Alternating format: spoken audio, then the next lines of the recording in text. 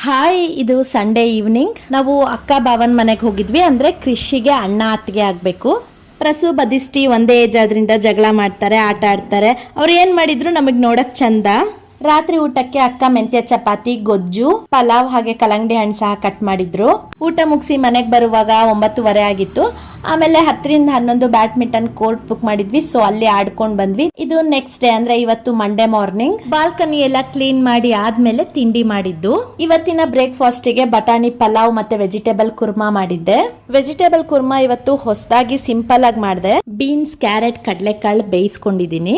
ಅದಕ್ಕೆ ಟೊಮೆಟೊ, ಈರುಳ್ಳಿ, ಗಸಗಸೆ, ಗೋಡಂಬಿ, ಚಕ್ಕೆ ರುಬ್ಬಿ ಹಾಕ್ದೆ. ಉಪ್ಪು, ಬೆಲ್ಲ ಹಾಕಿ ಒಂದ್ ಕುದಿ ಕುದಿಸ್ಕೋಬೇಕು. ಅದಕ್ಕೊಂದು ಹಿಂಗ್ ಹಾಕಿ ಒಗ್ಗರಣೆ ಕೊಟ್ರೆ ಆಯ್ತು. ಯಾವಾಗ್ಲೂ ಹೆವಿಯಾಗಿ ಮಸಾಲೆ ಬೇಡ ಅಂತ ಹೇಳಿ ಸಿಂಪಲ್ ಆಗಿ ಮಾಡಿದೆ. ತುಂಬಾ ಟೇಸ್ಟಿಯಾಗಿತ್ತು. ಟ್ರೈ ಮಾಡಿ ನೋಡಿ. ಅದಿಷ್ಟಿ ಬೆಳಿಗ್ಗೆ ಹೊತ್ತು ರೈಸ್ ತಿನ್ನಲ್ಲ, ಹಾಗಾಗಿ ಅವಳ ಬಾಕ್ಸಿಗೆ ರಾಗಿ ಪ್ಯಾನ್ ಕೇಕ್ ಮಾಡಿದೆ.